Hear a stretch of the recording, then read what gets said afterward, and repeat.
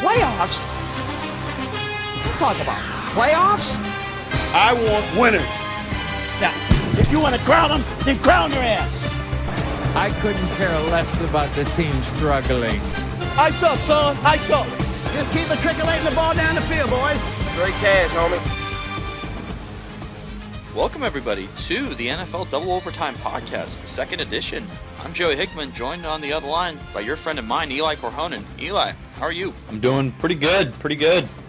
Yeah, and so what we're going to do today is recap week one of the NFL season, and how we're going to do this is, well, our format for the next, we assume till the end of the regular season is, Eli and I are each going to pick three games to recap that we found the most interesting for the season, and we're going to look at each game individually, and then at the end we'll preview three games to look forward to for week two.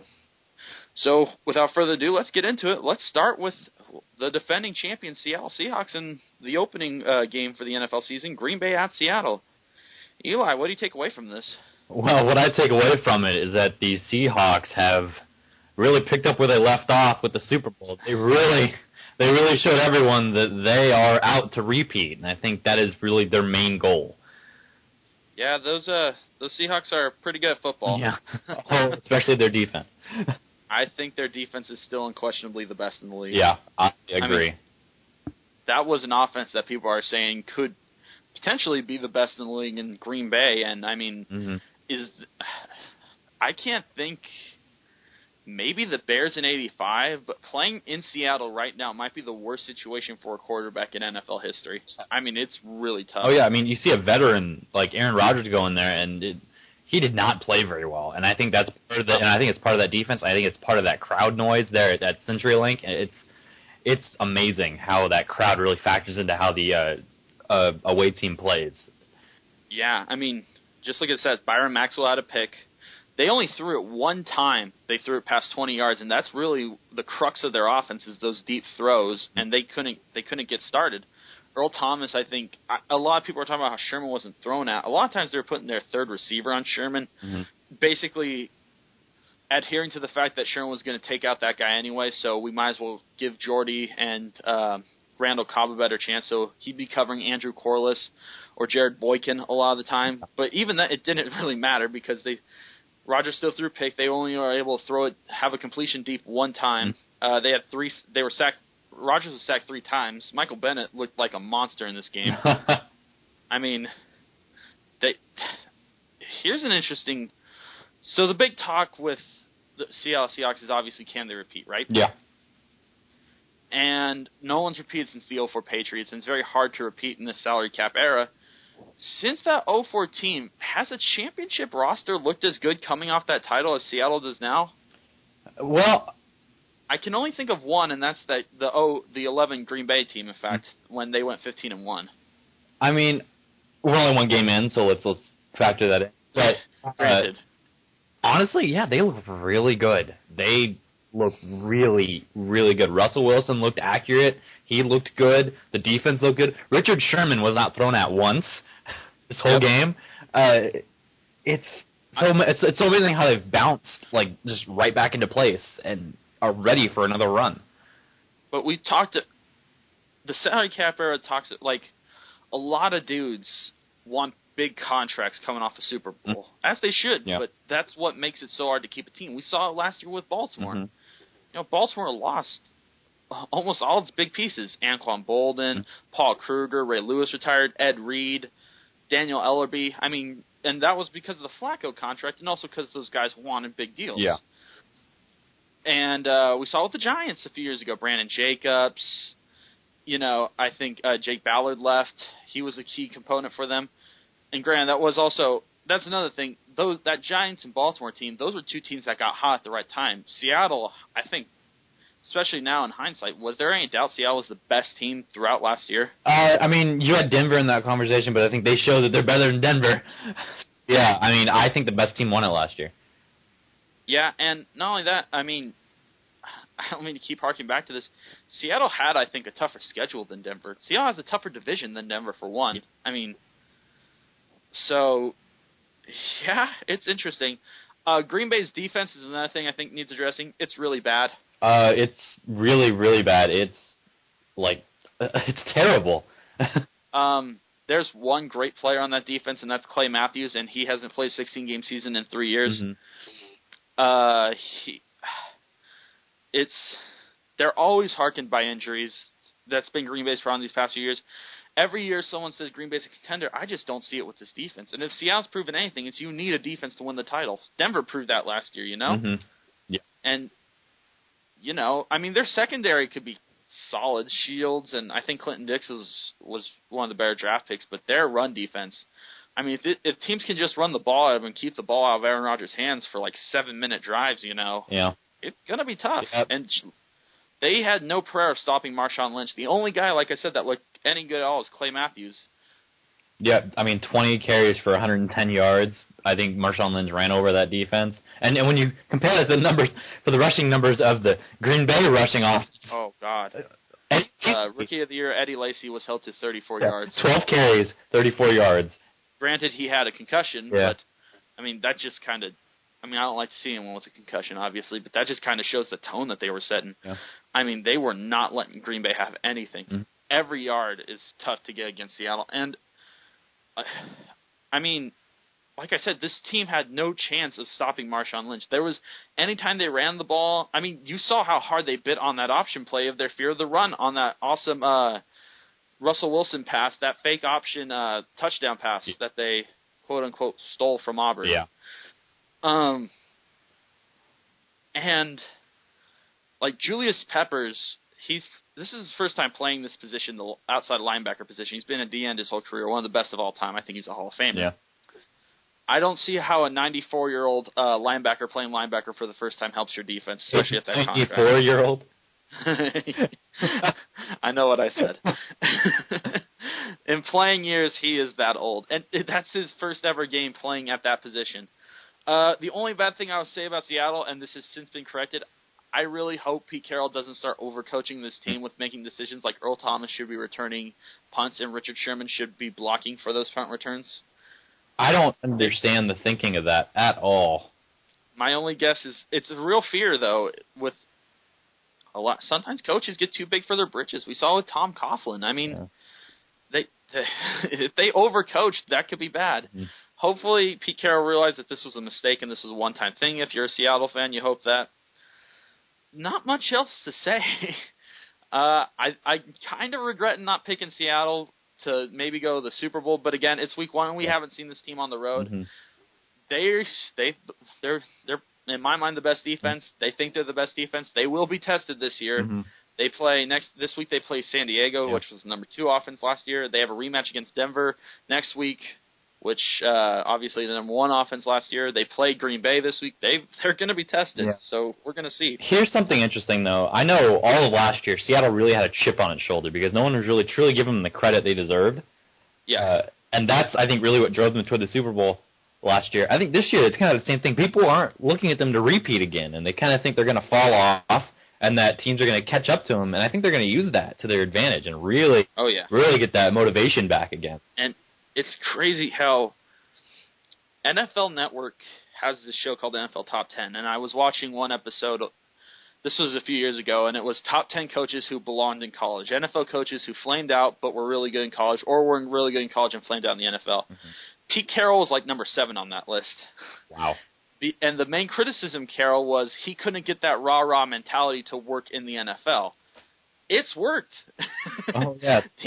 They've got this me against the world mentality that just works to an amazing degree. And I don't think enough credit is given to Carroll in terms of his defensive back coaching. I think he's to defensive backs what Jim Harbaugh is to quarterbacks. Mm-hmm. And it's shown with the 5th-round pick like Sherman. Not saying Sherman wasn't, a steal, but it shows with Sherman, Thomas, Browner, Byron Maxwell. The fact that they were able to lose Browner, and it doesn't look like they've really lost a step with Byron Maxwell, you know? Yeah, I agree. So we're going to move on to your team.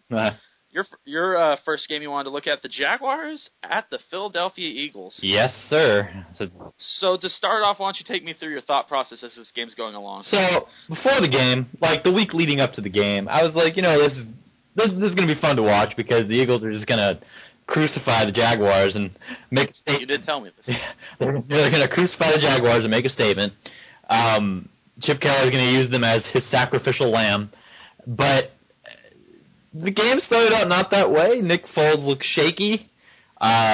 He didn't have his decision-making that he had last year. He fumbled the ball twice in the first quarter. The Jaguars went up 17-0 at the end of the first half. And at this point, I'm thinking, what is happening? I don't want this to be a dream team year with all this hype. And then we totally flame out. But then the second half, it was really a tale of two halves. They come out in the second half, and they score 34 unanswered points. Nick Foles looks sharp.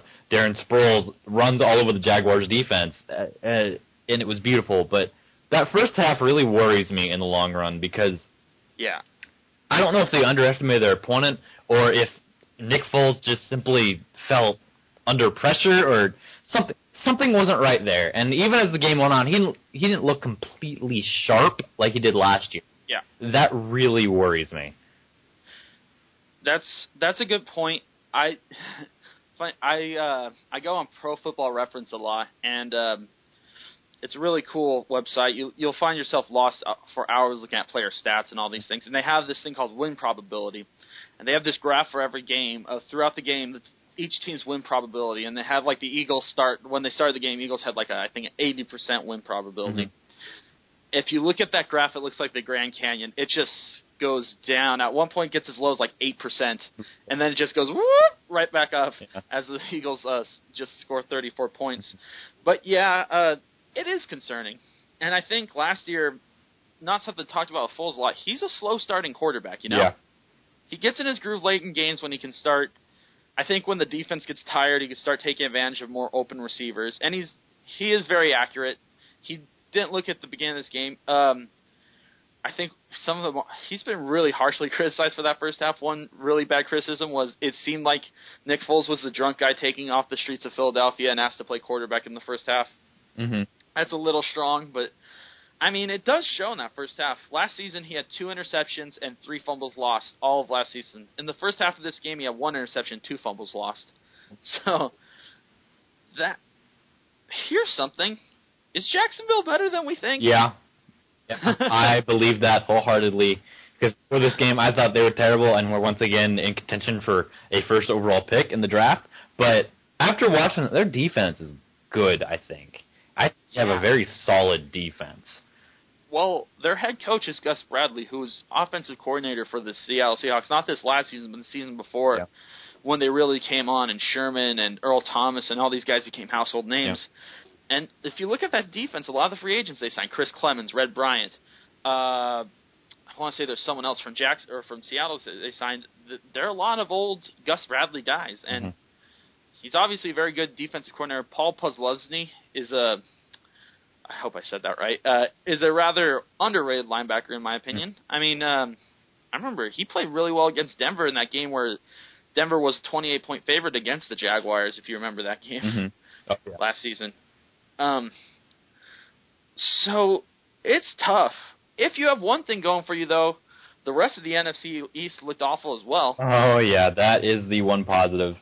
I believe Philly's the only team that won in the NFC East. Yeah, they were. And they were down 17 points to the Jaguars. So here's another question. Vegas claims the AFC North is the worst division in football. Mm-hmm. I claim it's the AFC South. Is it wrong to think it might be the NFC East? You could say that. You can make an argument based on how the other 3 teams performed in the first week. And how this team performed in the first half. Yeah, that too. Especially how terrible that defense is. You could make that argument, yeah. But I think... Well, actually, I'm trying to convince myself otherwise because I'm in that division. But I think there's an argument to be made that is a pretty bad division and up there with the worst. Here's another.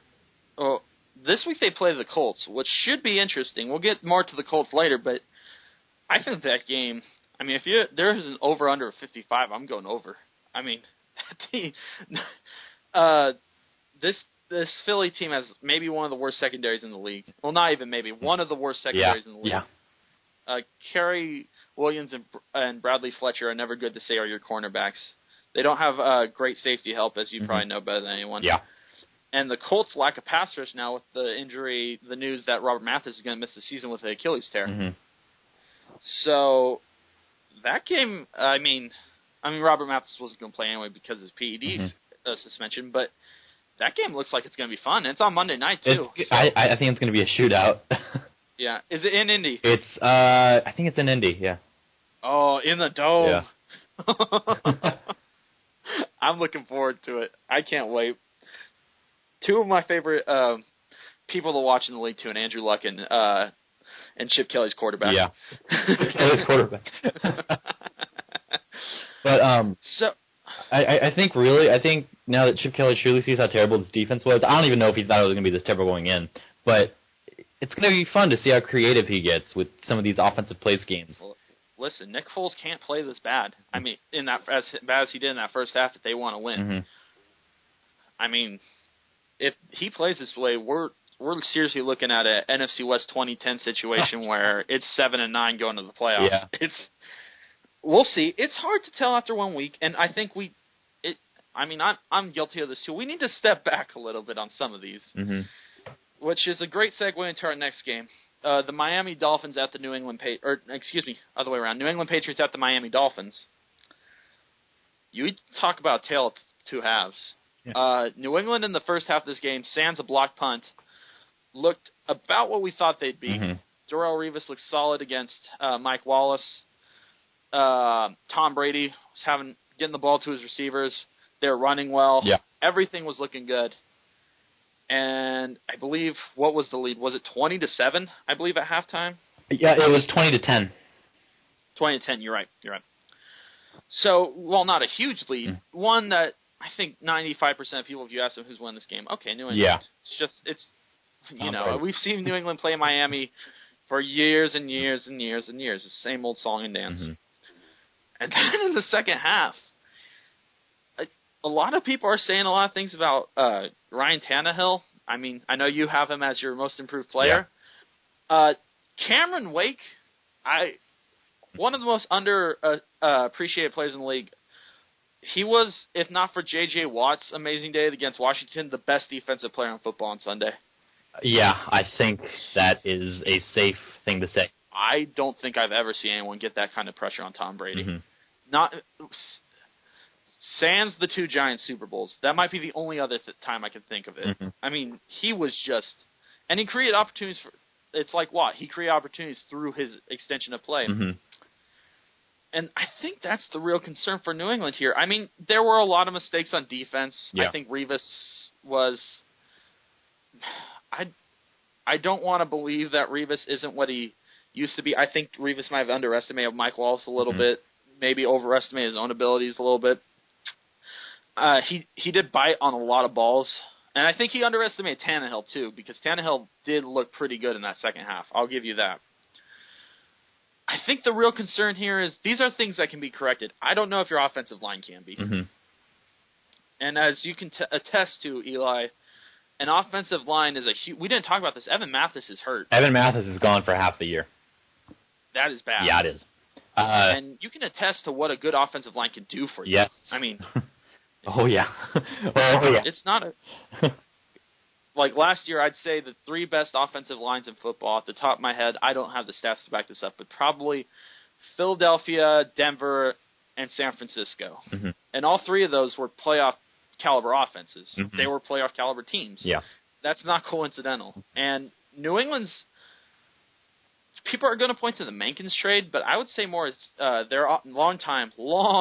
Dude was there before Belichick, before Parcells. I think he was there in the 91 season when he started. Dante Scarnecchia, their offensive line coach, retired, who I think if you're going to give a positional coach a Hall of Fame bid, it should be him. The guy was amazing. He retired this offseason, and I think that's going to have a big impact on this New England team, you know? What do you think about this? What do you think, Eli? As far as New England's concerned? Yeah. You know what? Like, You want to look at Belichick and Brady, and you want to think that they're going to succeed because they haven't not succeeded. Yes. Like, if this were, for example, Tennessee came into the season with this kind of hype and this first game happened, then I'd throw out some red flags. But this is, Bill Belichick and Tom Brady. Yeah. You know what? I think this is more. I think this is more Miami. It's better than we thought they were, and New England went in and just ran into a brick wall, I think.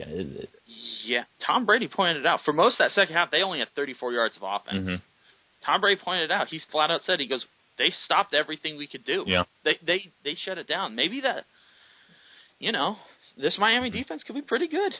Yeah. And their offensive line looked amazingly improved compared to last year. I'm not just talking about because of the Ricky Incognito situation. Mm-hmm. I mean, their offensive line was dreadful last year. How about Noshawn Moreno? 24 rushes for 134 yards. How about that? Wilfork didn't look good. Yeah. But again, Wilfork and Gronkowski, we got to take a step back. These guys are both coming off of season-ending injuries. Mm-hmm. So I kind of tend to think the Wilfork thing is just one game. I mean, their run defense wasn't good. I mean, when Moreno slashed them last year, I thought that game was pretty overrated for him, just because there's this old story I heard from one of the America's games, the documentaries they do on Super Bowl champions, where the Giants, when Bill Belichick was their defensive coordinator in the 90s against the Bills, he said, we can stop Jim Kelly, but Thurman Thomas has to have 200 yards of offense. That was the mentality they went with, too.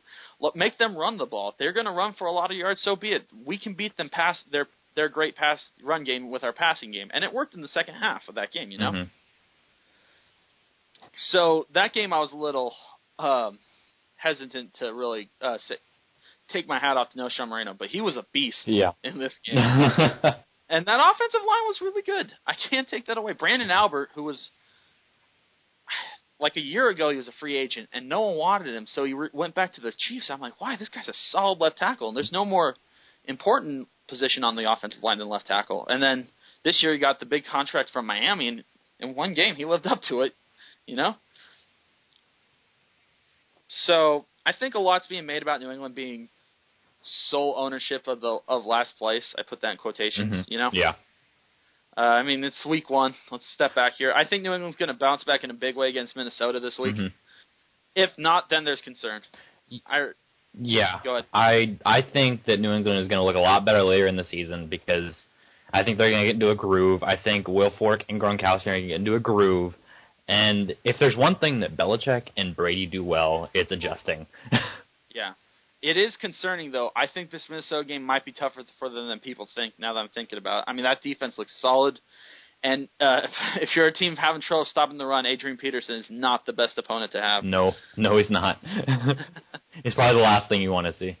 I still take New England in that game, but it's not as confident as I'd want to. And Minnesota winning last week.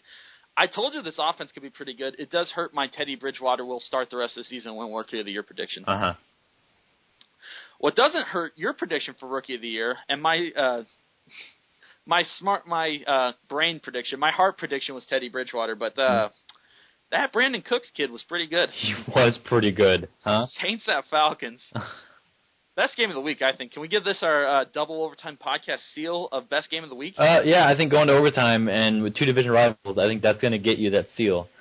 This has been one of the best rivalries of the past few years. Mm-hmm. Always in a dome because Georgia Dome and Superdome are the two homes. Breeze and Ryan always put up big numbers, especially at home. Two of the better home field advantage quarterbacks, both of them. Mm-hmm. And two defenses that are glad to play Matador. Yeah. Let these guys run all over them. So what do we think of Matty Ice? I think Matty Ice is pretty good, huh? 448 yards for 3 touchdowns and no interceptions. I mean, he was my MVP of the week until I kind of want to give it to Calvin Johnson because he was a man amongst boys in that Giants game. I'll give it to Matt Ryan, though, because Matt Ryan was insane in this game. Mm-hmm. Yeah, fantastic game. Mm-hmm. That said, I think people are looking too much into this as like a Falcons. Like, there's claims that Falcons have retaken this division with this win. I don't know about that, but I think this was a Marcus Colston fumble that cost them the game. Yeah. And fumbles are, I mean, they don't carry over. It's not like Eli Manning throwing 3 interceptions, you know? It's not going to carry over a fumble. Like, I don't think Marcus Colston has a fumbling problem. I just think it was a really good play. Yeah. Nor do I think Julio Jones does either. That was another great play. Mm-hmm. I think Drew Brees still looked really good in this game. He had an interception, but other than that, he looked really good. Yeah. Cooks and Graham, I think, can be a lethal duo. Oh, you telling me, especially in a couple of years when Cooks really gets some experience under his belt? I don't know. I don't feel as confident about my Brees for MVP pick in some ways, but I think Cooks being as good as he was in this first game does make me more confident in that respect, that he has other weapons too. Yeah. And we saw it. I mean, if Graham was covered, you know, a lot of the times he was looking to Brooks, and he still has, or Cooks, and he still has Marcus Colston. Yeah. They still have a lot of receivers. They still got Pierre Thomas, who's he's like Fred Jackson in that they always try to bring in a guy to replace him, but he always just outplays the guy, you know? How about Mark Ingram? I remember he came out of college. Everyone was hyping him up. He had one. I was hyped. For 1 yard. I'm a guilty party. Yeah. Heisman running back out of Alabama. There's a lot of Alabama in these two teams with Julio Jones and Matt Ingram. I think Rex Ryan didn't do that great of a job.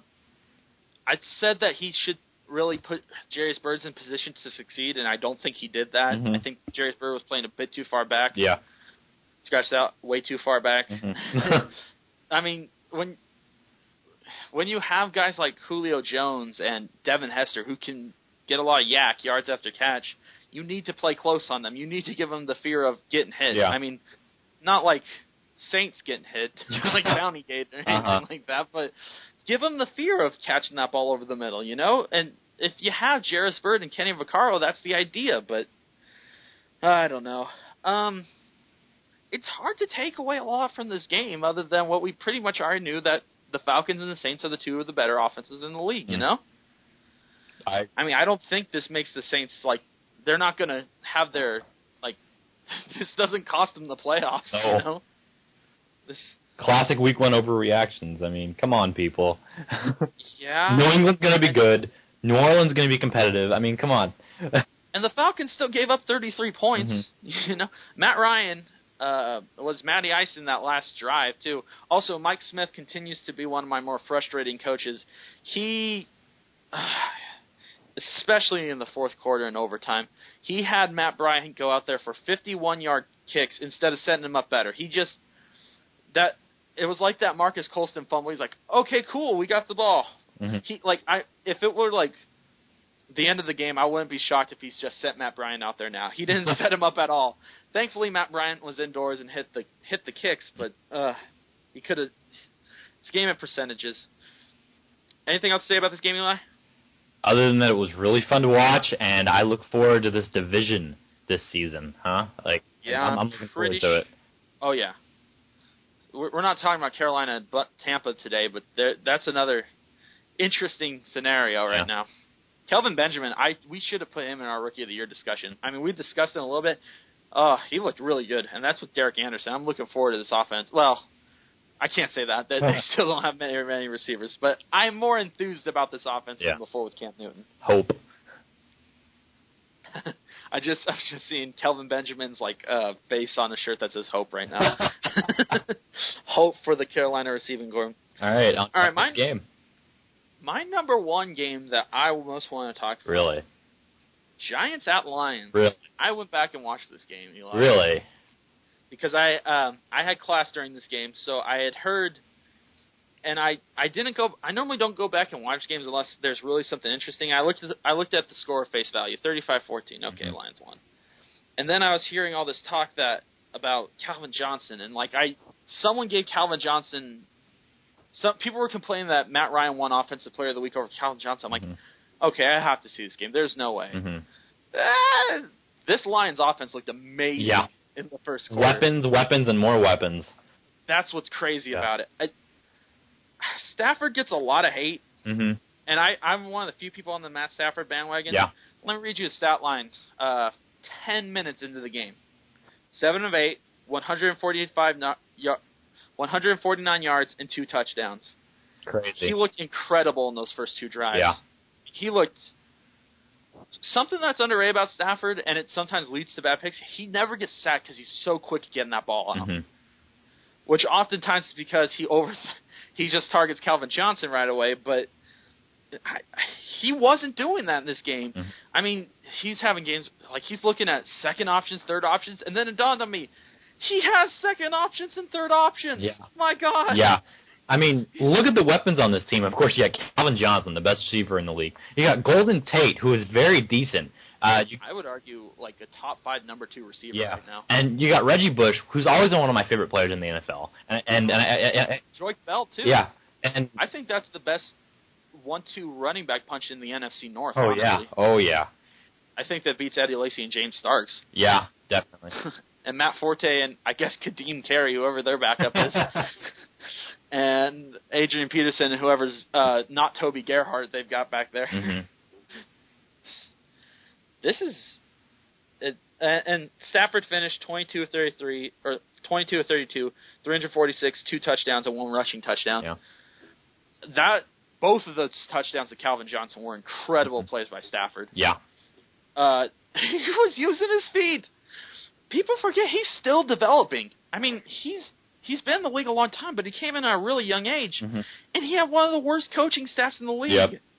This is a coaching staff that, with an 8-4 record, with Aaron Rodgers and Jay Cutler out, with Minnesota not playing for anything, had a wide open door to the NFC North title, and proceeded to shit the bed harder than any team I think I've ever seen. I think Denver in 2008, when they needed 1 game to win and couldn't do it in 3 games, was pretty bad. But this, dude, Detroit should have been in the playoff last year. Jim Schwartz. I think this might be one of the most fun offenses to watch this season because of everyone you can give the ball to and just make them make stuff happen. I mean, Calvin Johnson is already just fun to watch. Reggie Bush is always one of my favorite players ever since he came into the league from USC. Oh, yeah. I love watching him at USC. I'm a big Trojans fan. Yeah. Even though, I'm sorry, his Trojan career didn't exist. He never won a Heisman. He never won a title. I forgot. Technicalities. Technicalities. I always imagine when I read that, because it's like they vacated his Heisman. I just imagine like a Back to the Future effect of like looking at a Polaroid with Reggie Bush holding the Heisman, and it just fading away. Like Marty McFly when he's looking at the picture. Mm-hmm. But yeah, and Joyke Bell, solid power back. Mm-hmm.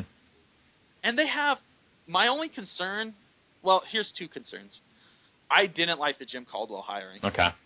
I've never been a fan of Caldwell. Mm-hmm. He's had one, in that last game of Peyton Manning's career, one of the worst timeouts I've ever seen that cost him the game against the Jets in that playoffs game. Yeah. But then I forgot about a guy named Joe Lombardi, who was, if you didn't hear about 50 million times the word Saints in that Detroit Lions game come out of John Gruden's mouth, he was the quarterback's coach for the Saints in that 2009 season. He's also the grandson of Vince Lombardi, but I don't know what that really carries over. He's really good. They've opened up this offense like people have been saying they should have been doing for years, you know? Mm-hmm. And I think Stafford's a good enough quarterback to take advantage. Am I crazy thinking this has the potential to be the number 1 offense in the league? No, you're not crazy. Once again, the weapons they have, it's ridiculous. And Stafford is a better quarterback than people give him credit for. I think this could be the best offense in the league. I agree with that. One thing that does concern me a little bit is that they're starting Brandon Pettigrew at tight end. They have 2 better tight ends on the roster, I think, and granted, Eric Ebron, that was his first game, so I can understand that maybe. But Joseph Faria, he's a 6'7" tight end who caught 7 touchdowns last year. Mm-hmm. That's an amazing guy to have next to Calvin Johnson in the red zone. Yeah. Oh, yeah. 6'7", solid hands, too. I like both those tight ends. I'm not a fan of Pettigrew, but Joe Lombardi is a smarter guy than me, so I'll let him pass. Here's an interesting question. If this is the best offense in the league, could Calvin Johnson be the first wide receiver to win MVP? Maybe. I personally don't see it happening, but maybe.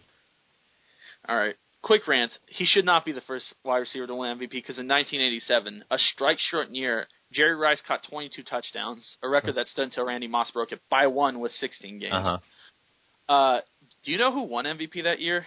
The 87? 87, the year Jerry Rice had 22 touchdowns or strikes throughout the season. No. John Elway, I won't go on my John Elway's overrated rant here, but he won it.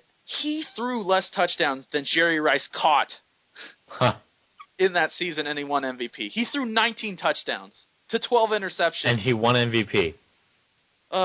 Football. He won MVP with 19 and 12? Yes, he does. Yes. That's... While a guy caught more touchdowns than he threw. Caught! That's ridiculous. That makes me angry. Yeah. Well, Mark Mosley in 1982, another strike shortened season, he was a place kicker for the Redskins, MVP. What? Mark Mosley was a place kicker for the Redskins who won league MVP in 1982. See, I believe he did it. Making me angry right now. I think he did it kicking like 85% too. He was not even like. I don't even think he's the top 10 kicker season that season. That's ridiculous. I remember Bill Simmons in his book said that the NBA MVP is way more valuable than the NFL, and then I thought about it, I'm like, yeah. Let's move on before we start getting to the inaccuracies of NFL MVP history. I think we just killed the legitimacy for the award for a few years.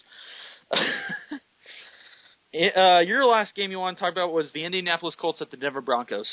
Yes. That, featuring league MVP Peyton Manning. Yes. This was the game I think going into I was the most excited about because it was Luck versus Manning. That's always going to be fun. You kind of have the current number one quarterback against the up-and-comer. I wasn't looking forward to it because I thought it would be what it was in the first half. Really? You thought it would be a blowout? Yeah. Really? Why? Because I hated this team's offseason. The Colts? And a lot of it was the fact that they set themselves up so poorly during the season with the Trent Richardson trade, et cetera, et cetera. Yeah, I hated the Colts offseason. And I don't like it just it doesn't frustrate me in the sense that the Titans have a bad front office. But with the Colts, you've got a guy in Andrew Luck that if he was, like, imagine Andrew Luck if he had, I don't know, for example, the 49ers, coaching staff and front office, you know? I think he'd already be an MVP. Like, I think they probably would have won a Super Bowl, too. Yeah. Like, he's that good already, and I feel like you're squandering his prime. Well, not his prime because he's still young, but, you know? Mm-hmm. Good. I honestly think Irsay, and granted, I don't have a lot of faith in Jim Irsay to even wake up in the morning, but I think Jim Irsay should really think about someone else's GM. Yeah. I think that's accurate. But they gave the Colts a pretty good run there, especially in the second half. No, yeah. That's how good – that's the power of Andrew Luck. I need to stop doing that. Even when I knew Andrew Luck, and I had been preaching this for weeks and weeks and weeks, that Andrew Luck is the comeback king. He is the king of the comeback. He's amazing at it. I still turned off Chiefs and Colts for a second. And then I heard they scored a touchdown. I immediately turned it back on. Yeah. And sure enough, he came back. The guy just has a will not to lose, you know? Mm-hmm. And I almost feel like it's when he has to take he's almost playing against his own coaching staff, you know? I mean, Grant, they didn't run the ball with Trent Richardson that much this game. Oh, that's an understatement. Oh, God. Andrew Luck almost outrushed him by 1 yard. Yep. 1 yard. Yep. Mm-hmm. Trent Richardson, I still have faith in you. You know what's funny? He wasn't even the worst running back on the field in that game. Isn't that crazy? Monty Ball. Monty Ball had 23 carries for 67 yards. That's a 2.9 yard per carry with Peyton Manning, where everyone thinks you're going to throw the ball every play, so you should logically have holes with a solid offensive line. Don't get me started. So, thankfully, the ball was ineptly run in this game. It almost cost him the game, in fact, was how bad Monty Ball was, but that led to some good offense. Andrew Luck almost did it again. I think this guy is amazing. I really hope that he gets a good team around him. I still don't like the Hakeem Nicks signing. It's nice to see Reggie Wayne back and playing well. Oh, yes, that's definitely nice to see. I love Reggie Wayne. Wayne's one of my favorite players in the league. The Robert Mathis injury is huge. That guy's the second best player on their team, the best player on the defense by a very wide margin. I think you could argue he was probably about half their defense. I go 3/4, but okay. Vontae Davis is pretty good too, so I won't say that. But dude had 19.5 sacks. They have 42 sacks as a team, and he almost had half of them. Yeah. I mean, dude creates so many opportunities. Bill Barnwell, one of my more favorite writers for Grantland, wrote that they might try to Trent Richardson because how Vic Ballard tore his ACL and they did the Trent Richardson trade last year.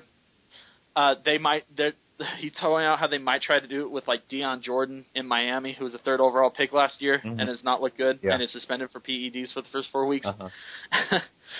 If they're gonna trade for somebody, and it kind of bothers me because it's kind of square peg in a round hole, and I don't give up a 1st round pick for this guy. God knows they need them.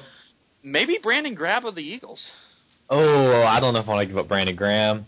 But they don't use him. I know, but he's so good when he's on the field, but they don't use him.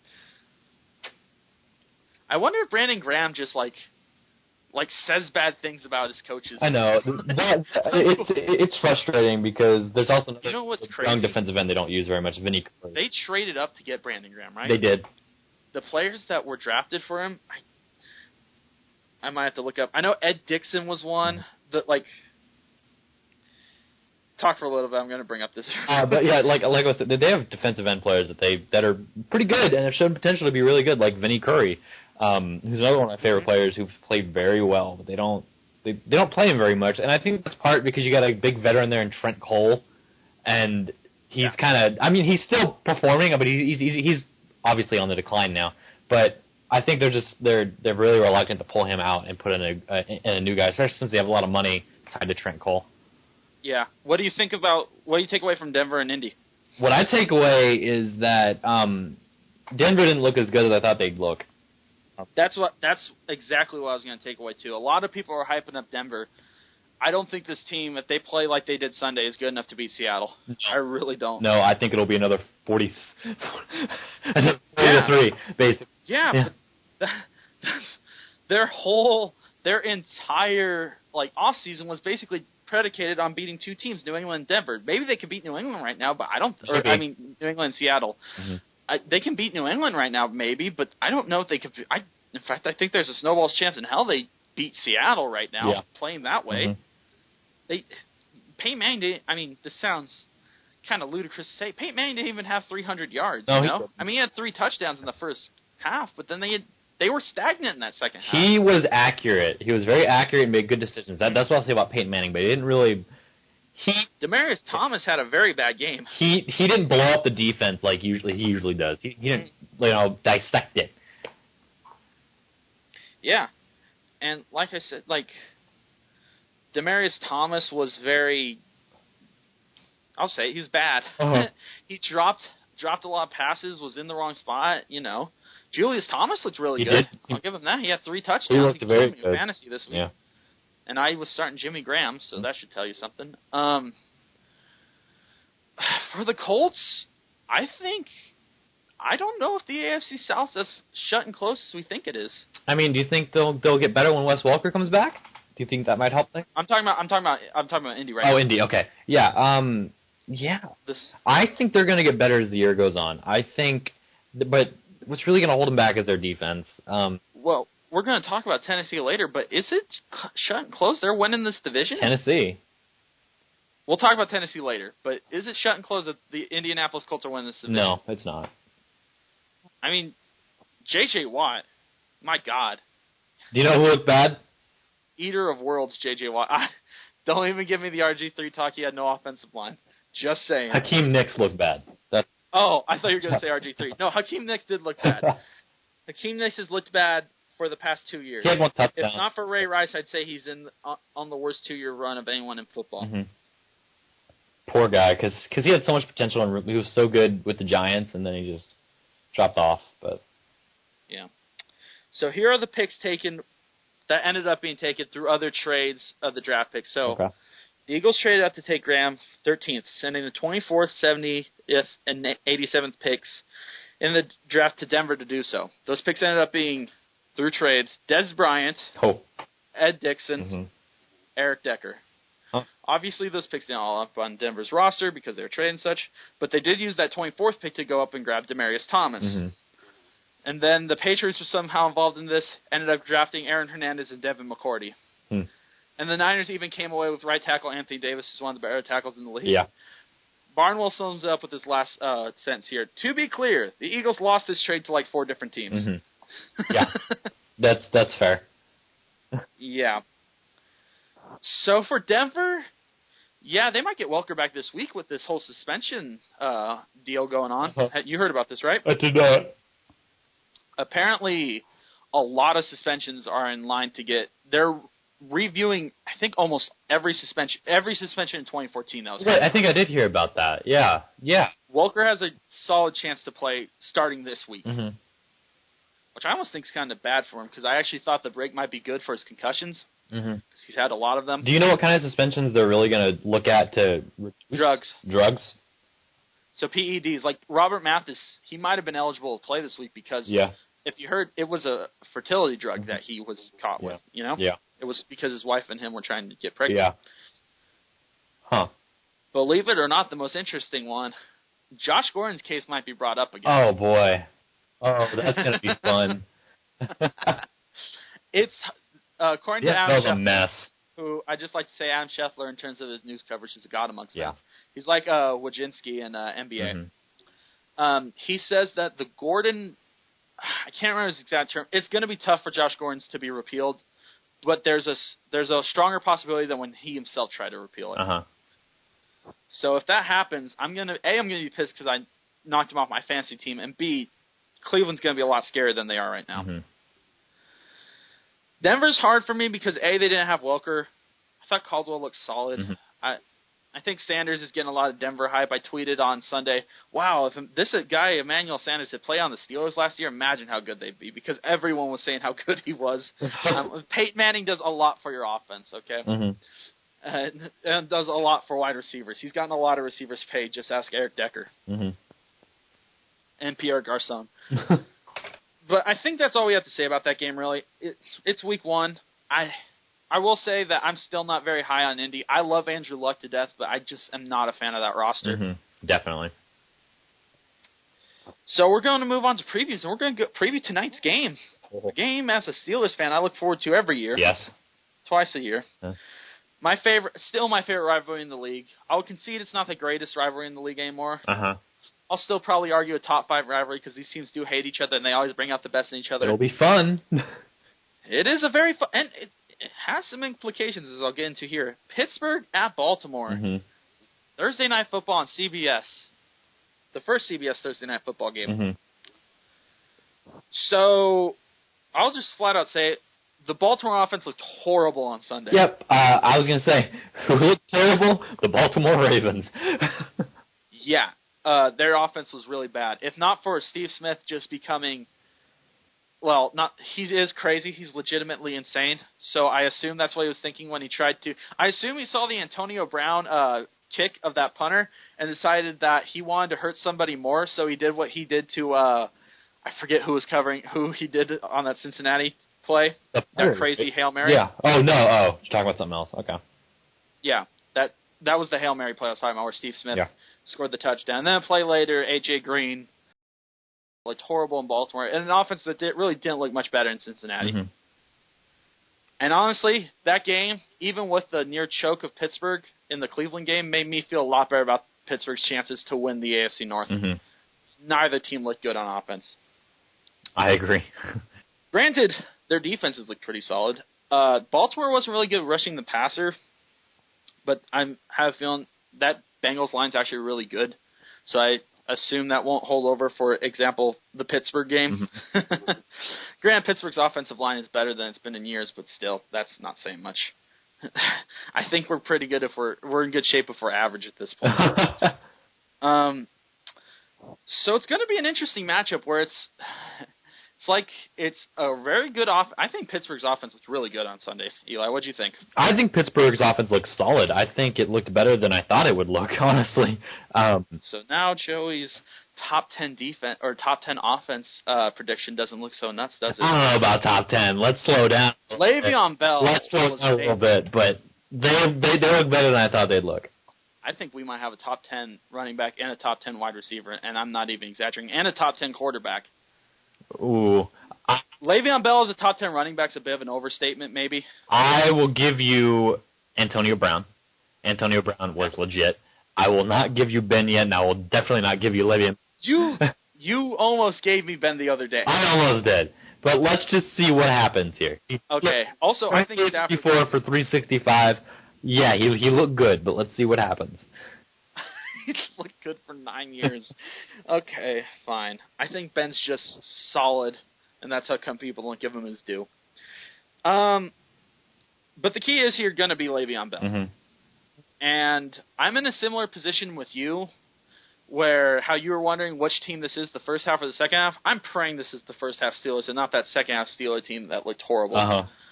I mentioned this is going to be interesting because it's, I think, a really solid offense versus a really solid defense when the Pittsburgh offense plays the Baltimore defense. Mm-hmm. I also think it's a really bad offense versus a really bad defense when the Baltimore offense plays the Pittsburgh defense. Oh, God, I'm having trouble adjusting to this. I will say this.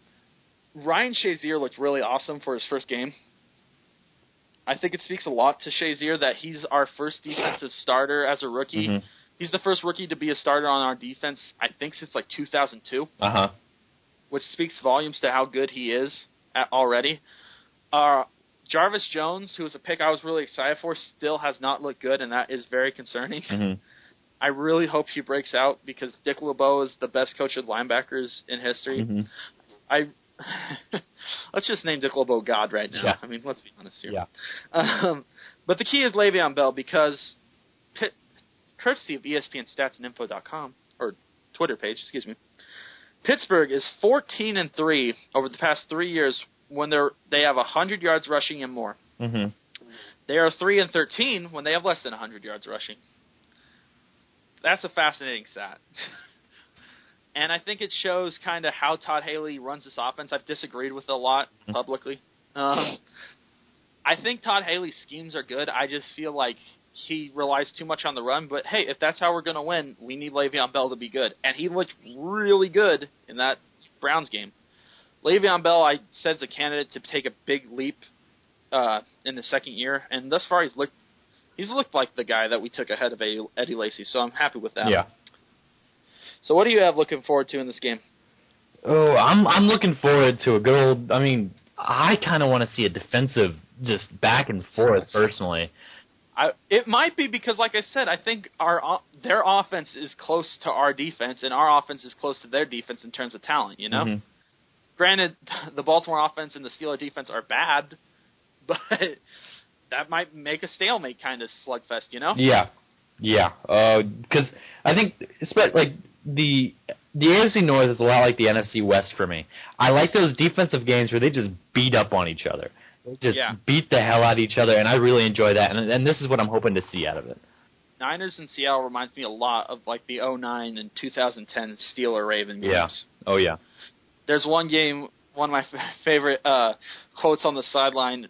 Ben Roethlisberger broke his nose in one of these games, and you just see a trainer working with him, and you just hear he's mic'd up for like NFL films, and you just hear him goes, "It looks kind of straight now," like he's adjusting his nose. That's football right there. I'm a huge fan of defensive football. I like watching the Ravens defense, even though I don't like the Ravens. I hate Terrell Suggs, but I will admit he's one of the best linebackers in the game still. Mm-hmm. I think Matt Elam has the potential to be really good. I think C.J. Mosley has that potential. He was drafted this year, a linebacker for them. Timmy Jernigan was drafted in the second round. He has potential to be very good. But at the end of the day, I'm taking Pittsburgh to win this game. What do you think, Eli? I'm going to take Pittsburgh. Yeah, I think it's going to be close, like these games always are. But I think the Steelers win by. I'll give the spread a touchdown. I'll say Here's an interesting thing. I think. It's like 9 of the last 10 at this point have been determined by a field goal. It's always close, these two games. Mm-hmm. So my spread would almost be a field goal. I like Sweezum. I think he's a really good kicker. Yeah. I don't know if he's as good as Tucker is, but it should be an interesting game. I'm picking Pittsburgh not just because I'm biased, but because I think Pittsburgh's offense will have an easier time scoring points against a really good Ravens defense than Baltimore offense will have scoring points against a hopefully mediocre Steeler defense. Yeah. Here's the last interesting stat before we move on. Joe Flacco has 23 interceptions over the past 2 seasons. That's second in the NFL to one quarterback. Who? Can you name him? Who? Elisha Manning, who I think has 29. Also interesting, before this last year, those were the last 2 quarterbacks to win the Super Bowl. Really? So, the NFL is stupid.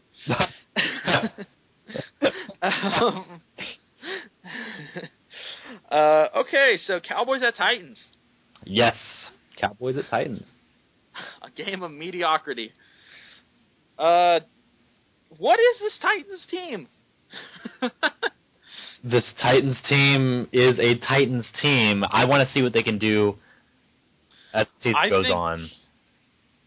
I kind of take away that Kansas City's bad from this game, you know? I don't want to say that, though, because I like Kansas City as a team. I like Alex I Smith. do, too. I like Jamal Charles. I like Dwayne Bowe. I like what's going on there. And I like Reed Andy had some Reid. bad calls. Dude, the Kansas City schedule over the next few weeks is brutal. It is. They have Denver, San Diego, New England. I forget who else, but they could come out of the stretch 0-5. It does not look good. And they lost a lot of pieces in the offseason, to be fair. Uh-huh. Left tackle Brandon Albert, Tyson Jackson. They just lost Derek Johnson, who's a solid linebacker. One of their best linebackers to a season-ending injury. Never like to see that. So, but anyway, back to the Titans. That's what's hard to talk about the Titans, though. We don't know if they're any good. Do you think this is Jake Locker's last season? Maybe. So that 2011 draft is a fascinating draft for so many reasons. A, it's one of the best drafts we've ever had if you look at the talent. Mm-hmm. B, a lot of quarterbacks were taken in that draft. And I am a proud man in saying that I called that both Gabbard and Ponder would not be good quarterbacks. I am not proud in saying that I thought Jake Locker would be the second best quarterback of that draft. The draft also had Cam Newton, Colin Kaepernick, and Andy Dalton. Mm-hmm. Who, as you know, have all started for playoff teams. Colin Kaepernick, as most people know, started in the Super Bowl. Mm-hmm. I think Locker's looks solid these past 2 seasons when he's on the field, but man, he can't stay on the field. Yeah. He gets hurt a lot. He runs out of the pocket, he gets hit, and he gets hurt. Mm-hmm. Here's a fun pop quiz question for you. Trivial Pursuit. The Titans signed their backup or quarterback this offseason. They signed him to overall $9 million contract for 3 years. Yeah. Who is this quarterback? Who? His nickname is Clipboard Jesus. He is Chuck Whitehurst. Charlie Whitehurst of Charlie the Whitehurst. San Diego Chargers. I remember him in Seattle, and then he went to San Diego. Yes. Now I don't know why this guy keeps getting contracts. There's a reason his name's Clipboard Jesus.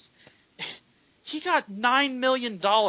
Again, another quarterback who's going to make more than Russell Wilson this year. Charlie Whitehurst. I believe he has like 2 starts, and he's thrown, I think, almost 3 times as many interceptions over his career than touchdowns. Mm-hmm. I'm not a fan of Ken Whisenhunt as a coach. No. I was during that Cardinals run, Yeah. but it's starting to more and more look like that was just the talent on that team. I think that's pretty much accepted as fact now. By the way, if you want to talk about something, the Cardinals looked pretty. I'm starting to like that Cardinal team, but that's a completely different conversation. I do too. I still don't like that Carson Palmer's their quarterback. I think if they would have drafted Teddy Bridgewater, we'd be talking. Mm-hmm. We'll see. And it's kind of sad because I kind of think this is Larry's last year. But anyway, see, this is the thing about the Titans. They're not an interesting team. I don't know why I chose them for the previews. I just wanted to cover a lot of teams. The defense looks solid. Jason McCourty. There's a lot of football families right now that are getting a lot of hype. The Harbaughs and the Mannings obviously will always be there.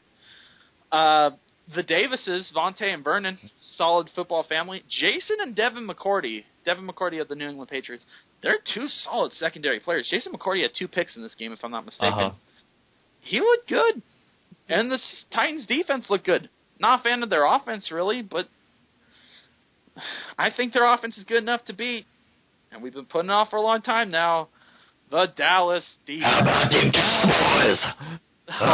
Don't do that again. Oh, Dallas is bad. Dallas is bad. By the way, you can take solace that as bad as Nick Foles was this week, he had the highest quarterback rating of any quarterback in the NFC. Yeah, see, that doesn't make me... Did you see this fact? I did, but it doesn't make me feel any better. 34.0. Nick Foles leading the NFC. It was like 18.3 or something. That's following RG3 at 29.7. Eli Manning, who had a terrible game against... Oh, we didn't even talk about how bad that Giants offense was. I'd rather not. Eli Manning with 27.8. And Tony Romo, 19.3. Yep. Including 3 interceptions. Now, you and I are not big Romo haters, but he did not look good in this game against the San Francisco 49ers. Do you think this is Romo's last year in Dallas? I do, but I don't think it's because... I don't think it's necessarily because he's bad. I think that they just need to rebuild, and it's hard to do that with that giant contract. I don't think that contract's good for any player. I think it's kind of bad for Aaron Rodgers to have just because it's hard to build a team with that contract, you know? Yeah. I almost want to say it says J.J. Watt doesn't deserve it, but he played amazingly. Robert Mays, another one of my favorite writers, tweeted, quote, J.J. Watt has outplayed his contract and demands a new one. Yeah. That game. Oh, God. I loved his interview, because after the game he was interviewed about the contract. And the woman was like, so now that you have this new contract, what are you going to do? He's like, I don't know what rich people buy, so I Googled. What rich people buy. I didn't really like what I found, so I think I'm just going to keep working out. That was my favorite story, too. When he signed his contract, the first thing he did at 4 o'clock in the morning was go to the gym, knock on the door, have the lady open up, and worked out for like 4 hours. Yeah. J.J. Watt is like the Chuck Norris of the NFL. You know who would love to have J.J. Watt besides 31 other teams in the NFL? The Dallas Cowboys, and God, could they use him. Oh. Dallas' defense is horrible. Yeah. As bad as Tony Romo was, Dallas' defense, I think, is the worst. DeMarcus Ware decided to leave at the right time. DeMarcus Ware got cut. Yeah. Oh, wow. Still, they cut him because they needed the cap room because Jerry Jones is the worst owner in the league. It worked out for him. I don't think he wanted to be there anyway. It's, God, just frustrating me. Do they think it's coincidence that guys like Dan Rooney and Robert Kraft just kind of sit back on the sideline and let these dudes handle their business? It's not coincidence for Dan Snyder and Jerry Jones that they've never won anything since, well, Jerry Jones did in the 90s, so that's because he let Jimmy Johnson run it. Mm-hmm. And since then, he's won nothing. This isn't coincidence. You need to put people in charge to run your team for you. Mm-hmm. Jerry Jones is so egotistical that he won't fire Jason Garrett, even though Garrett, I think, might be the worst coach in the league right now. Mm-hmm. He's not. Jason Garrett is such a yes man. I don't mean to insult the man personally, but come on. He's only there because he says yes to everything Jerry Jones says. The only argument I heard from him is, well, they finish 8-8 every year. Well, if this is a Super Bowl contender, which I'm convinced by ESPN is every year, then why haven't they made the playoffs, you know? Yeah. And now this is the worst team. I think if Jones has any monarchism of a clue, they just need to shut this thing down next season, just start from over. And that includes cutting Tony Romo, so be it. I don't think Romo deserves – I'm not saying this because of Romo's play. I just don't think – the best contracts in the league are the ones you can live up to. And I don't think many quarterbacks can live up to that contract. I just don't think Tony Romo can. Yeah. Just got to – if I'm Cleveland and they cut Romo, I seriously try to see if they get me what I can get for Manziel. Like, why not? You know? Just throw the house. Because if things shake out for him and they get that – I have no inside news, obviously. But they get that Manziel trade, they could conceivably have 3 top 10 picks. Because they already had the Bills pick and they already had their own pick. That's scary. Mm-hmm. What do you have to say about Dallas, Eli? They're your division rival. You speak of them. I hate the Dallas Cowboys. I'll say that right now. Why not? I hate them too. Tony Romo has gotten a lot of hate, and I get it. He's not good in the clutch. But I think he's a very decent quarterback, and I agree with you that I think they need to blow this team up after this year. What is there to build on? Des Bryant? Des Bryant? Yeah, that worked well for the Arizona Cardinals for years when they were trying to build a team off of Larry Fitzgerald. You can't really build a team around a receiver. Witten is still on that team, right? Who is? Witten? They're tight end. Oh, Jason Witten is too. Yeah. I wouldn't be surprised if either Witten's gone this season or if he retires after the season they do blow it. Jason Witten has been consistently fabulous. And he's another guy who doesn't get his due because of his consistency rather than his, you know, overbearing numbers. Like Tony Gonzalez was the same way too. I always hated him when the Eagles played the Cowboys because he would just put up yards and touchdowns. It was frustrating, but that's one thing. This offense, if we could avoid turnovers, could be really good. DeMarco Murray has the kind of offensive line that if he could stay healthy and they would just run the ball, granted they didn't have much chance to against the Niners because they fell behind so fast, partially due to a fumble of his. Yeah. He could be like a leading rusher in the NFL because his line is so good. That's something you can build around. They have an offensive line that's really good and very young with guys like Tyrone Smith, Doug Free, who's not the best player on that line, Travis Frederick, who I will give Jerry Jones credit. He overdrafted him, but Frederick has been really good. Morris Claiborne has been a fat bust. I think everyone on that defense. I mean, they lost Sean Lee. Sean Lee's such a sad story. That guy is so good when he plays, but he's always hurt. Yeah. I don't know. It's bleak. I have the Titans winning this game. Really? Dude. Oh. Dude. Oh. Even with maybe the worst running back combo in the league, even with Jake Locker at quarterback, I just don't see Dallas winning this game. Maybe they do. And the Dallas hype starts again. I heard some people are asking if Dallas can still make the playoffs. I didn't even know if Dallas was a playoff contender coming into this season. This team is bad. Yeah, I don't understand. Because going in, people were saying that the Cowboys could win the NFC East. They were saying that. I mean, even as bad as the NFC East is, I think this is easily the worst team in the NFC East. Washington tried to give them a run for their money on Sunday, but I just think this team's really bad. This team is horrible. It's sad because the offense has potential to be good, but that defense is so bad. And maybe Romo, I heard Rodney Harrison on Sunday Night Football say something along the lines of Tony Romo feels that because his defense is so bad, he has to make, crazy throws that lead to interceptions. I don't know if that's true. Kind of sounds a little ridiculous to me, but they just need to stick with what they do best. That's how you would win. Listen, if you want, I'm not a smart guy in terms of coaching, obviously. I'd be making a lot more money if I was.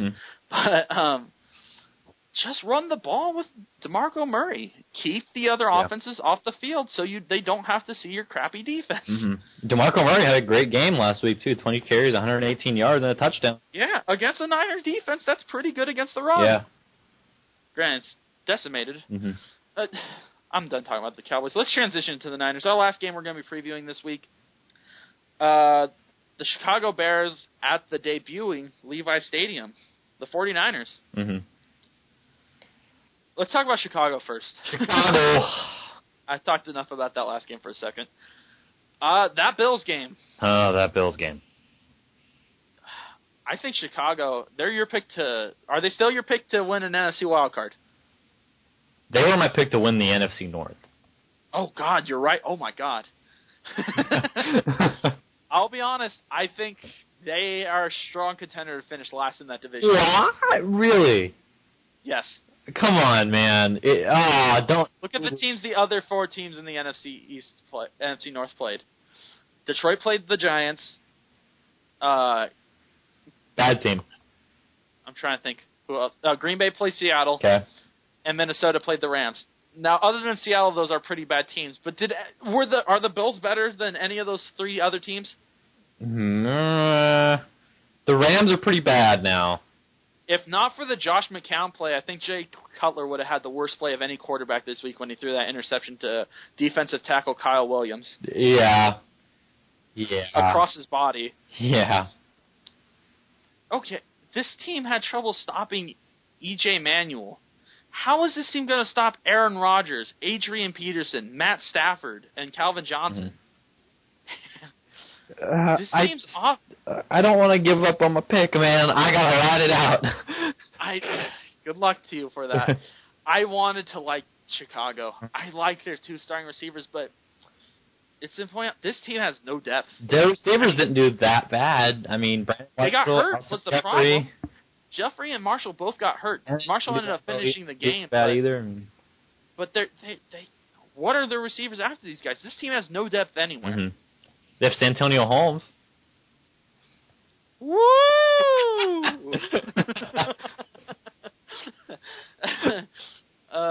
Let me get my Santonio Holmes jersey from the 2008 Super Bowl out to celebrate that one. Santonio Holmes, the guy who got cut by the Jets this year when the Jets had the third most salary cap room. I cannot say those two words together. Salary cap room of any team. Santonio Holmes still got cut. Mm-hmm. And guess what? When Romo inevitably gets hurt because he hasn't played a full season since, I believe, 2009, do you know who their backup quarterback is? Your friend of mine, Jim Clausen. Jimmy Clausen is this team's backup. Oh, no. Dude, it's dire. Oh, no. This team has no depth at anywhere. Oh, no. I honestly would take Caleb Haney right now than Jimmy Clausen. Oh, my God, is that 09 draft bad in terms of quarterbacks? It's dire. Do you have Chicago winning against the Niners, Eli? No, not in any way, shape, or form. I didn't have them winning this even before the season when I made my prediction. I think the Niners are the first game at Levi Stadium, it's not gonna be pretty, I don't think. With that said, if your prediction and my prediction as well comes true, the Niners are starting out this season 2-0 with 2 dominant wins. Yeah. Remember last season they started out with the big win against Green Bay in Week 1, mm-hmm. and Anquan Bolden had that great game. Yeah. Week 2 they got stomped in Seattle. Yeah. I mean, just stomped. Mm-hmm. When everyone thought that the Niners, that Seattle game was just a fluke. Well, I'll be real, I was one of those guys. Mm-hmm. Yeah, they got stomped. And then Week 3 they lost to Indy, so they were 1-2. Yeah. I mean, if they start out 2-0 compared to, and then this is like last year, they're gonna get better in a few weeks by virtue of Navarro Bowman coming back. Mm-hmm. You know, with who's the other one that they have hurt right now? I swore they had someone else on their defense hurt. Anyway, well, Navarro Bowman alone should be enough. I mean, that guy is one of the top 5 linebackers in the league. Playing next to one of the top 5 linebackers. The best in Patrick Willis. Yeah, that's what's crazy. That's what's crazy about that defense. Is Aldon Smith playing for this team right now? I'm going to be honest. I shut off that Dallas game before it got too bad. No. He's suspended. How long is he suspended for? What is it, like 9 games? So he's coming back too. Not this week. He's coming back. No. But I'm talking about around the time Bowman's coming back, Aldon Smith's coming back too. Yeah. Justin Smith had a great game on Sunday. He might be back. We don't know. Chris Borland was a great draft pick. Tank Carradine's getting some snaps. This is a defense that's better than we thought it was. Or better than I thought it was, anyway. I don't know. I think the 49ers are one of the best set-up teams to beat Seattle, honestly. It's going to be fun, man. I'm looking forward to their first game, Seattle and the Niners. When is that? Do you know? Allow me to look it up. Entertain the people in the meantime. Hi, people. My name is Eli Corhon, and I am your co-host. Talk about Bears and Niners. How's this game going to go? This game is, once again, like I said, it's going to go to the 49ers. They're opening it up in Santa Clara at Levi Stadium, and I think it's going to be a blowout. I think Frank Gore is going to have a good game. I think Colin Kaepernick is going to have a really good game. Jay Cutler, I do want to talk about Jay Cutler, because Jay Cutler threw for a good amount of yards. He had 2 interceptions. One of them was a really bad interception. Oh, God. Kyle Williams one. Jay Cutler, I think, is pretty good. I do, too. Yeah. 7 years is a long contract. Like, people talk about the money. The length disturbs me. You really think Jay Cutler, with his injury history, is going to be your quarterback in 7 years? Mm-hmm. That said, this offense can still be good. They're just very top-heavy. They remind me a bit of, if NBA terms, not obviously quite as good, but like Oklahoma City, where at the top they have some very good players. But once you get past that top, it drops hard. Mm-hmm. I mean, that defense is not good at any position. Well, no. Lamar Houston's solid. I'll give him that. And Jared Allen, I didn't really see much of him in the Bills game. Charles Tillman is old. I like Charles Tillman. Same with Lance Briggs. Any of their good players on defense are very old, other than Lamar Houston. Mm-hmm. On offense, Matt Forte is still a solid running back, but like I said, there's no one behind him. I really like the receivers, though. The receivers are definitely the best part of their offense. Oh, yeah. But that's the thing. They both got hurt on Sunday, and we saw what happens when you lose them, you know? Yeah. So that Seattle 49er game is happening on the 27th of November. Way too late in the season. It needs to get here already. I'm ready for that game. How crazy would it be if both those teams were undefeated? What two teams? The Niners and the Seahawks? Yeah, in that November 27th game. Prime time in San Francisco. And then 2 weeks later, the 14th of December, they play in Seattle. And a game that should be on prime time.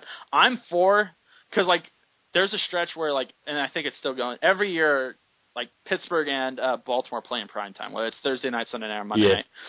I'm for every game of the Niners-Seattle rivalry being on prime time. Mm-hmm. I am, too. I'm for it being on Sunday Night Football, in fact. I wish it was. Al Michaels, Chris Collinsworth calling that game in Seattle. That is my favorite rivalry currently right now because the teams hate each other, fans hate each other, the cities hate each other. It's fantastic and it's so fun, and especially after the NFC Championship game last year. Oh yeah, Richard Sherman came out and just. If these teams are both undefeated when that game comes up, and the only thing that would be better if it's in Seattle, but other than that, the hype for that game is going to be off the charts. Mm-hmm. I mean, off the charts. Oh, man. I can't wait. I'm already getting giddy for it, and it's like 2 months away. I can't even handle this right now. Well, for now, we have Week 2, which, I'll be honest with, previewing these games other than Baltimore-Pittsburgh, I'm not very excited for. Oh, and Indy and the Colts should be really good. That could be one of the better Monday night games this year. Indy and the Eagles. And the Eagles, excuse me. That was, say Indy and the like, Colts. looking at the rundown right now, I think that's the one that stands out. I think that'll be the best game of the week. Anything else? Okay, I guess we're giving up on tonight's game already. Okay, that's cool. I'm sorry, but I think both those teams are going to be more competitive than the Steelers and the Ravens are going to be. We'll see. Seahawks and Chargers has the potential to be good. Did you hear Phillip Rivers today? No, I did not. What did Phillip? He says he's not scared of Richard Sherman. He's going to throw at him. Good. I want to see that. And then watch Richard Sherman get 3 interceptions. But you're not hyped for any of these other games, Eli? You're not hyped for Saints at Browns? Nope. You're not hyped for Jets at Packers? New England, Minnesota could be fun. Yeah? Yeah. I'd agree with that. Yeah.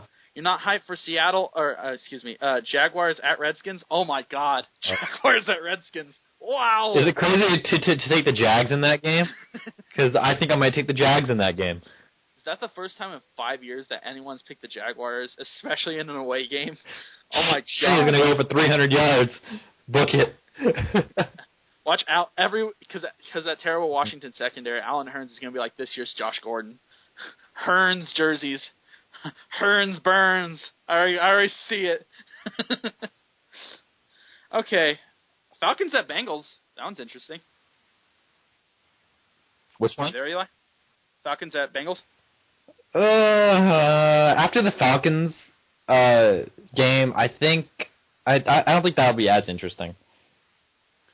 I'm rooting wholeheartedly for the Falcons in that game. Lions and Panthers could be fun. Oh, that could be really fun, actually. That Panther defense gets that Lion offense. Yeah, I guess. You're not looking forward to Rams and Bucks? No, not in any way, shape, or form. He almost cursed on the podcast. What about Cardinals at New York? Oh, boy. Oh, Eli Manning against that defense.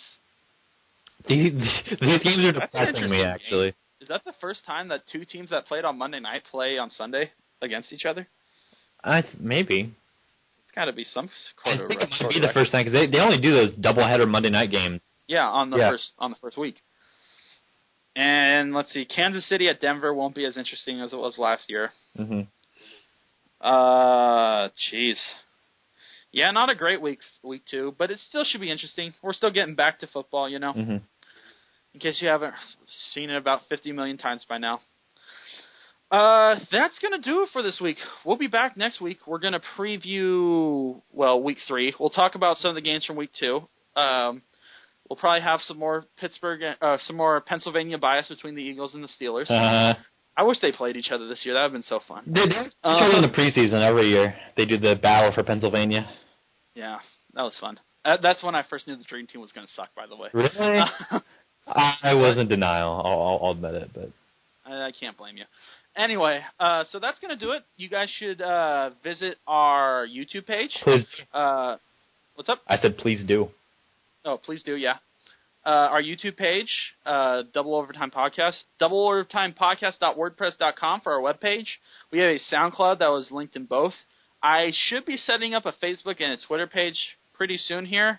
I have my own Twitter account. It is Steely-Eyed Joe, though I might have just changed my Twitter handle, so I'm not sure. Eli, you got one you want to of course I've got a Twitter handle. I like to tweet things occasionally. It's _Eli_Guy. One of my favorite Twitter names, that Eli guy. Of course, here's a teaser for future shows. I also got a guy named Wizard Kelly who may or may not be on the show. I think he takes my favorite Twitter handle. Watkins. All right, that's our tease. Take it easy, and I'll see you later. Bye-bye, everybody.